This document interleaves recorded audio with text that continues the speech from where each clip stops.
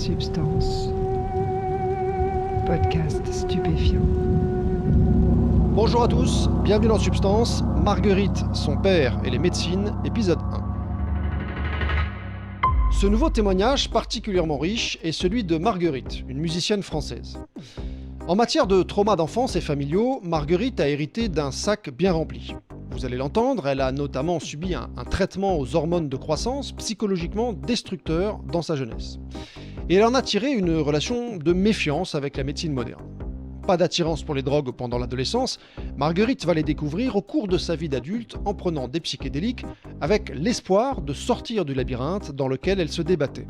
Elle nous raconte son parcours en 3 épisodes. Réglez le son, mettez-vous bien et écoutez, vous êtes dans Substance.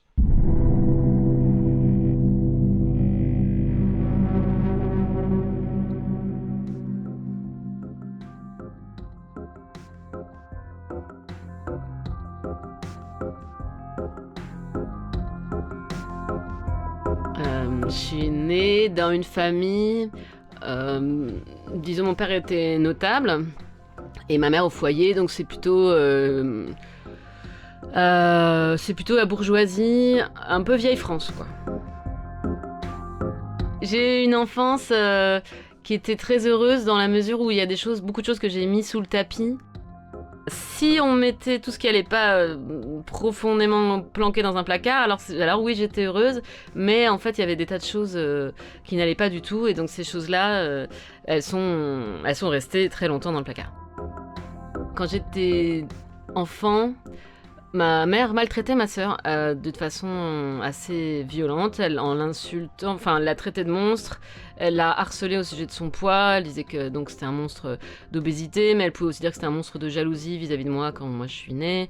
Et puis du coup, des fois c'était quand même... Enfin, les cris étaient très violents, ce qui est déjà suffisant pour traumatiser un enfant. Et de temps en temps, il y avait des gifles, ou alors elle sabotait toute sa chambre. Elle mettait tout sans dessus-dessous, et moi j'étais vraiment très très très solidaire de ma sœur et je savais pas trop quoi faire. Donc j'étais beaucoup prostrée en fait dans ma chambre, j'entendais les choses et je me sentais très coupable. Donc c'était la façon dont... Enfin, j'ai mis très longtemps à comprendre que j'étais aussi victime, s'il a fallu que j'apprenne en fait que oui, témoin de violence, c'est aussi j'ai mis très longtemps à savoir que c'était aussi une forme de trauma, voire même des fois plus compliqué à gérer que quand on est soi-même victime de violence. Par ailleurs, j'ai aussi moi-même été victime de violence, mais c'est pareil, j'ai mis très longtemps à m'en rendre compte, au sens où déjà j'étais focalisée sur ma sœur et pour moi j'étais plutôt complice. Et deuxièmement, j'ai eu des violences médicales abusives en fait parce que j'étais petite, je ne grandissais pas, notamment à cause des violences qui étaient faites à ma sœur. Donc à un moment donné, j'ai arrêté de grandir et mes parents ont paniqué, et plutôt que d'essayer de résoudre la situation sur le plan familial, sur le plan de la parole, ils m'ont envoyé à des docteurs que j'ai des hormones de croissance.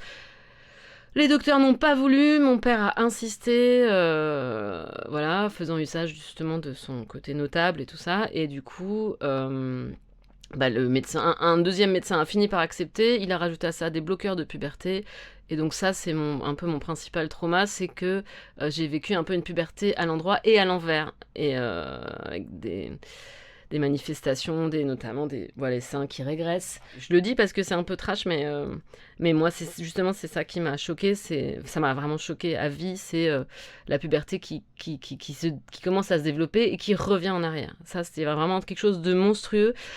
Et aussi, encore, le troisième volet de mon trauma, c'était je pense à ça parce que c'est en lien avec cette monstruosité, c'est qu'en fait, il y avait eu la Shoah a beaucoup impacté ma famille. Du côté de mon père, il y a eu son propre grand-père qui a été assassiné à Sobibor, gazé, arrêté par la Gestapo à Lyon. Lors de la rafle de la rue Sainte-Catherine, arrêtés, déportés, donc gazés, et du côté de ma mère, ils ont été dénoncés. Enfin, on a subi un certain nombre de persécutions à l'époque. Effectivement, mon arrière-grand-père a été arrêté parce qu'il était juif, et il y avait à cette époque-là la rafle de la rue de Sainte-Catherine, ça a été ordonné par Barbie. Ma grand-tante a été témoin au procès Barbie.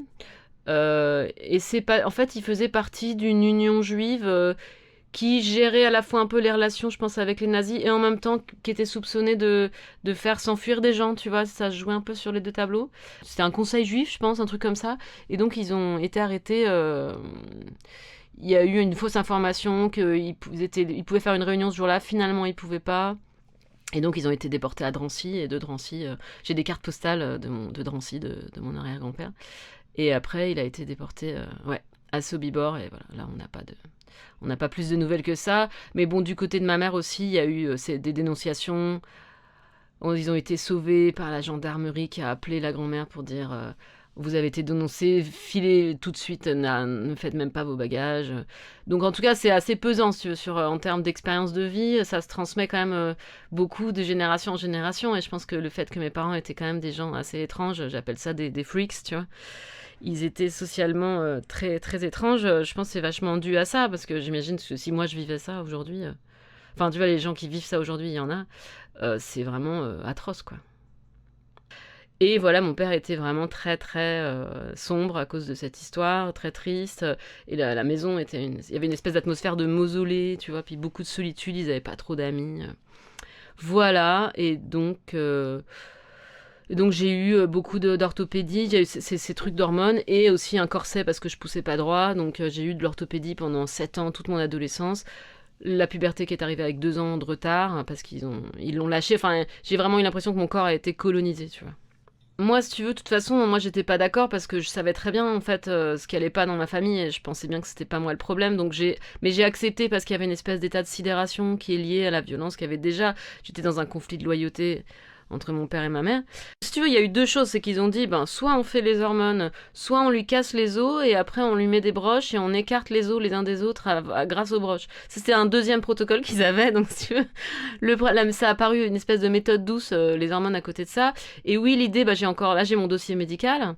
Bon, déjà, les tests que j'avais ne faisaient que normalement, je ne rentrais pas dans le protocole parce que j'avais pas suffisamment de déficit en hormones de croissance. Bon, c'est un peu technique, justement. Et cette histoire de puberté, c'est qu'ils voulaient profiter, en fait. Oui, la puberté, c'est un pic de croissance, mais du coup, ils voulaient profiter, retarder pour que je reprenne la taille que j'avais pas pris, en fait, les années précédentes. Et je précise que j'étais très heureuse en étant petite. D'ailleurs, je suis pas non plus très, très grande aujourd'hui, mais moi, j'étais vraiment remplie de joie de vivre avant ces événements. Et en fait, au total, j'ai regardé, ça m'a fait gagner 6 centimètres, tu vois. Enfin, je veux dire, et on sait pas vraiment si c'est à cause des hormones, rien ne pourra le prouver, mais j'ai grandi de 6 centimètres sous ce traitement, ce qui est quand même complètement dérisoire, quoi. Sachant que je fais 1m60. Donc, au pire, j'aurais fait 1 mètre. Je sais pas ce que j'ai gagné vraiment. C'est quelques. Tu vois, mais c'était vraiment. C'est pour ça que je pensais à la Shoah immédiatement, parce que je pense qu'il y avait derrière tout ça, il y a une normopathie qui est vraiment liée au fait le traumatisme d'avoir été arrêté. On sait pas trop pourquoi, tu vois. Enfin bon, ça, c'est sujet à interprétation infinie. Le scénario que j'avais en tête, qui était donc un professeur parisien qui avait insisté pour me le donner parce que c'était pour gagner de l'argent. J'avais une espèce de scénario comme ça, que c'était une espèce d'escroquerie à l'assurance maladie, quoi. Enfin, tu sais, pour vendre cette hormone de croissance qui a fait scandale après. C'était juste avant l'histoire le scandale de la vache folle, là. Enfin, pas de la vache folle, mais tu sais, il y a eu des Creutzfeldt-Jakob, en fait, ce scandale-là. C'est juste avant, donc j'ai pas eu des hormones contaminées, ça c'est déjà pas mal, mais je veux dire, je croyais que c'était ce même docteur-là, et en fait non, ce docteur-là avait vraiment refusé de m'en donner, et mes parents étaient choqués qu'ils aient refusé, et il y a dans une lettre qu'il écrit au professeur, mon père dit je suis prêt en gros à payer le traitement, quoi. Donc c'est vraiment une médecine de il y a un détournement de l'usage de la médecine qui est vraiment choquant pour moi, qui a beaucoup fait après au trajet que j'ai pu avoir avec d'autres médecines en fait. J'ai vraiment été dégoûtée de la médecine occidentale, je trouve que j'ai été abusée. J'ai mis les mots de viol même, tu vois, parce que j'ai considéré que ça m'a détruit mes contours, j'ai fait des piqûres tous les jours, tu vois, je me faisais des bleus partout, j'avais les cuisses pleines de bleus, enfin c'était un cauchemar en fait.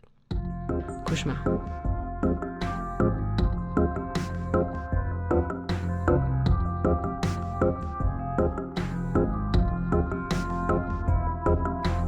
J'ai pas vraiment eu d'adolescence au sens ou alors j'en ai eu une très longue que j'ai pas peut-être que je terminerai jamais parce que déjà ce processus biologique il a été interrompu donc j'ai été dépossédée de ce processus vraiment dans le plus intime de moi-même, donc je crois qu'il y a quelque chose qui s'est pas fait, qui est compliqué aujourd'hui. Peut-être c'est en regardant mon fils devenir adolescent que je vais vraiment réussir à, moi, transformer quelque chose. Et aussi, au moment où j'avais 15 ans, où je commençais vraiment à pouvoir... tu vois, il y avait eu cette puberté qui avait été enfin lâchée, ils avaient arrêté le traitement. Et à ce moment-là, c'est ma mère qui a fait une tentative de suicide. Et donc, elle a un peu tiré... Enfin, sur le moment, c'est dramatique, mais avec le recul, je me rends compte qu'il y avait une forme un peu de chantage à mon père qui voulait divorcer. Elle a un peu pris le focus, tu vois. Et moi, il y a des choses que je voulais faire que j'ai pas fait. Par exemple, fuguer. Des années plus tard, parce qu'elle a fait sa tentative de suicide. Après, elle a été hospitalisée à l'hôpital psychiatrique. Mon père a déménagé pour fuir le scandale. Ensuite, il a été réinterné en hôpital psychiatrique. Donc moi, j'étais encore, tu vois, j'étais déjà un peu fébrile à cause des violences sur ma sœur. Mais là, carrément, mon cerveau, il était en mode freeze permanent, tu vois. Il était tout le temps en panique. Qu'est-ce que je fais? Je voulais fuguer, puis je me suis dit, non, mais si je fugue, mon pauvre père, il va plus rien rester de lui, tu vois. Moi, j'aimais beaucoup mes parents. Je savais... J'aimais beaucoup mes parents, c'est un peu ça mon vrai problème en fait. c'est qu'on s'attache aux parents et que voilà, on connaît intimement leurs problématiques. Du coup, moi j'étais très solidaire d'eux, j'avais pas l'impression d'exister vraiment, j'étais très en empathie avec eux et j'existais mais d'une façon un peu maladive, tu vois. Donc l'adolescence, ça a été beaucoup de boulimie, beaucoup aussi de conduite sexuelle un peu à risque. Qu'est-ce que j'ai eu? J'étais kleptomane quand j'étais petite. Enfin, j'ai eu beaucoup d'addictions un peu déviantes comme ça. Et que j'ai solutionné après assez toute seule, assez simplement. Donc j'ai retrouvé entre guillemets le droit chemin, tu vois. Mais je mets des grosses guillemets hein, parce qu'en fait, ça, c'est vraiment le point de vue duquel je partais. Et c'est le point de vue un peu moral général, mais bon, ce que je veux dire, c'est que au niveau de ma santé, j'ai rapidement repris la main. Donc j'ai eu, à partir de l'âge de, je sais pas, 21 ans, je consommais pas de produits, j'avais plus de conduite à risque. J'avais une addiction, mais celle qui est la plus autorisée, c'était au travail, quoi. Au travail, à la musique, ça, c'était mon addiction, c'était de bosser et puis d'essayer d'en faire un métier, quoi. Mon père avait une grande loyauté vis-à-vis du judaïsme, mais tout en dénigrant carrément Dieu. Il disait que son père lui-même avait été croyant et qu'à cause de la Shoah, il avait divorcé de Dieu. Et ceci dit, j'ai appris que mon grand-père, lui, continuait à croire en Dieu et à pratiquer. Mon père, lui, il avait reçu, lui, donc une éducation religieuse, mais avait vraiment changé de posture, était devenu athée. Moi, il m'a transmis un athéisme assez féroce, qui est aussi mêlé, enfin adossé à une forme de scientisme, en tout cas de croyance vraiment exclusive dans le progrès. C'est un peu pour ça aussi que je pense que j'ai eu ces hormones. Et moi, du coup, j'ai pas eu... Enfin, il m'a donné, du coup, plutôt une éducation non religieuse, voire religieuse. Mais sa vision du monde était quand même teintée de spiritualité, qui n'était pas du tout revendiquée, mais il y avait quand même quelque chose un peu de judaïsme dans une certaine façon de se rapporter à la culture livresque, à la culture en général. La culture était vraiment très haut placée. Et moi, j'avais petite... une connexion avec la nature qui était très très importante. Je sentais beaucoup de symboles quand j'allais avec les arbres. À l'époque, j'appelais ça Enfin, par opposition à la rationalité, j'ai appelé ça une forme de mysticisme.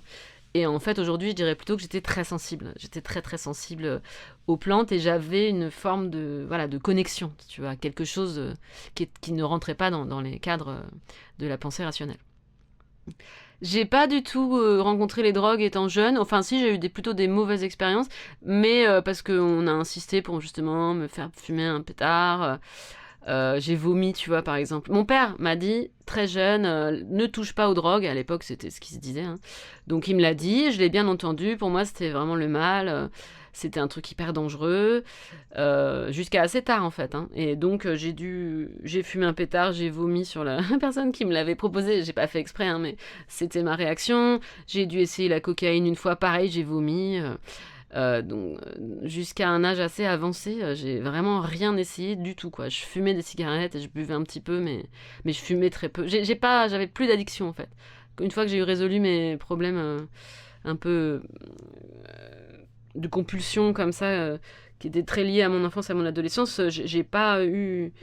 J'étais très vigilante, justement, à pas retomber là-dedans, en fait.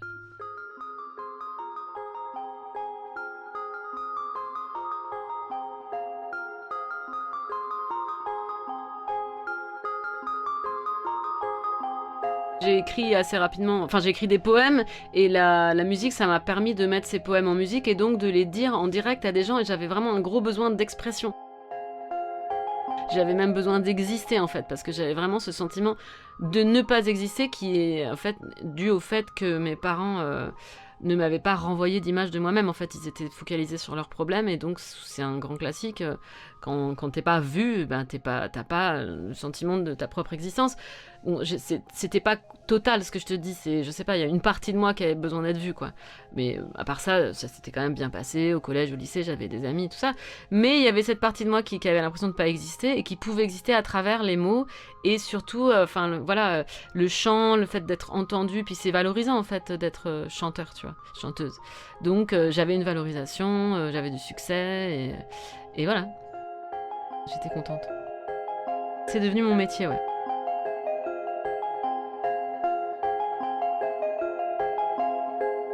C'est pas moi qui ai commencé à prendre des drogues, c'est mon compagnon de l'époque. Lui, il s'est lancé là-dedans parce que c'était un milieu aussi artistique, festif. Je voyais ça d'un assez mauvais œil parce que justement, je croyais que c'était vraiment dangereux. Et puis là-dessus, par un ami, j'ai rencontré un membre de la société psychédélique. Et je l'ai rencontré lors d'un bœuf de musique. Et j'ai discuté avec lui, je suis allée à une réunion, j'ai discuté avec des... Il y avait beaucoup d'universitaires, donc ça, c'était un peu mon milieu de base. Enfin, et ça me faisait moins peur en fait que le côté festif. Je voyais et j'ai entendu beaucoup de choses sur l'histoire de la médecine, sur le fait que la place des drogues n'avait pas toujours été celle-là, mais qu'elle avait parfois été très valorisée, qu'il y avait eu beaucoup de recherches qui avaient été faites. Donc ça a nourri quelque chose en moi de très rationnel, de très rassurant. Et je me disais, ah bah oui, ça m'étonne pas, les médecins, des fois... Enfin, j'avais cette espèce de scepticisme en moi parce que j'avais vécu une histoire vraiment abusive sur le plan médical. Du coup, je me disais, bon, bah ça se trouve, oui, ça marche dans les deux sens en fait. Moi, ils font n'importe quoi avec moi parce que c'est les années 80 et qu'on fout plein d'hormones à tous les animaux. Et puis d'un coup, si ça se trouve, il y a un truc super positif qui est passé sous les radars parce que... Et là, je me suis renseignée, j'ai vu plein de films, notamment le film qui s'appelle Substance, qui démonte un peu l'histoire du LSD aux États-Unis. Et là, je me suis dit, ouais, bah vas-y, j'ai trop envie d'essayer. Tu vois, j'ai un peu déconstruit la guerre, la panique morale qui a cours dans notre continent. Et sur d'autres continents aussi, et je me suis dit, ah bah c'est pas partout pareil. Et là, du coup, j'ai eu très très envie d'essayer parce que j'étais bourrée de traumas, bourrée de limitations, d'angoisse, que je savais même pas vraiment nommer. Je voyais bien que ça n'allait pas comme je voulais, c'est tout en fait. Tu vois, je voulais me libérer en fait de tout un tas de trucs, quoi. J'ai commencé par la psilocybine, les champignons, parce que il y avait à l'époque, et il y a toujours d'ailleurs, des retraites organisées par la société psychédélique anglaise. Des retraites organisées en Hollande, là où c'est autorisé. Donc j'ai commencé dans un pays où c'était autorisé. Et ma première retraite, ça a été énorme. Ça a été énorme, j'ai pleuré, c'est drôle parce que je suis arrivée, ouais, il y avait un cercle de parole et j'ai pleuré en disant que je voulais rentrer à la maison. Mais je sais même pas qui parlait, tu vois, c'était même pas moi. Et je me suis entendue dire ça et ça m'a frappée. Et après, j'ai pris une grosse dose de champi, j'ai vécu une dissolution de l'ego magnifique. Je me suis retrouvée comme un cheveu de conscience au milieu de l'espace. C'est la notion que j'avais, c'était que j'étais dans l'espace intersidéral et je n'avais plus de langage, je n'avais plus rien que juste cette espèce de présence. Et à ce moment-là, ça c'était le maximum de la dissolution de l'ego, c'était magnifique et je me suis dit, ah tiens, c'est par-delà la mort là où je me situe, là c'est un autre plan de l'être, de la conscience. Petit à petit, l'effet a disparu, j'ai repris un peu la logique, tout ça, les concepts, et là je me suis dit que je voulais rentrer à la maison, et j'en ai conclu que j'avais deux maisons, que j'avais une maison dans les étoiles et une maison sur Terre, et que je voulais absolument rentrer à la maison, m'occuper de mon fils, entre autres choses. Et voilà, ça c'était ma première expérience. À la fin de la session, il y a eu un drôle de truc, c'est que je me suis réveillée avec une histoire, un espèce de pressentiment qu'il y avait eu un inceste. Mais c'était pas sûr et mon voisin m'a avoué que lui-même avait incesté sa sœur et lui il pensait que qu'il y avait une espèce de télépathie entre nous. Alors un truc extrêmement, tu vois, confus et un peu pas très crédible. Donc j'avais le doute. Mais je me disais, donc quand je suis sortie, j'ai pas Le seul truc, je me suis dit, mais il faut que j'aille plus loin parce que j'ai pas eu toutes mes réponses. Si ça se trouve, il y a un souvenir que je n'arrive pas à avoir. Et je me suis dit, peut-être, ça m'étonnait, tu vois. Mon père, je le voyais pas comme quelqu'un qui avait pu m'incester, mais en tout cas, c'était comme une espèce d'enquête qui s'ouvrait, tu vois, avec une présomption de culpabilité. Et donc, je me suis dit, c'est resté une question plus. J'ai pas eu de réponse. J'ai eu évidemment une transformation, mais ça a pas ébranlé tout de suite mon système de pensée parce que mon système de pensée était pas de toute façon. C'était assez chaotique, tu vois. Donc, mais voilà, je me suis dit, il faut que j'y retourne pour en avoir le cœur net.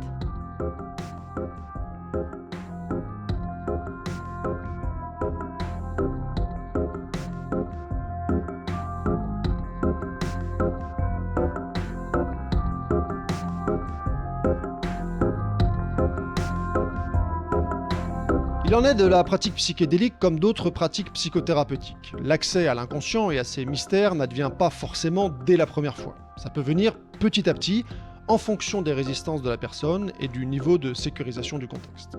Il faut parfois plusieurs expériences pour que la porte s'ouvre franchement et que le contenu inconscient se déploie dans la lumière. Et c'est ce qui arrive à Marguerite, qui sort de cette première séance avec plus de questions que de réponses. Avant de vous quitter, je vous rappelle que vous avez la possibilité de soutenir le podcast si vous le souhaitez grâce à une page Tipeee dont vous trouverez le lien en description. Dans le prochain épisode, Marguerite nous racontera la suite de ses expériences psychonautiques avec l'ayahuasca et aussi avec une substance particulièrement puissante qui n'a pas encore été abordée dans Substance, la 5-MeO-DMT. D'ici là, portez-vous bien.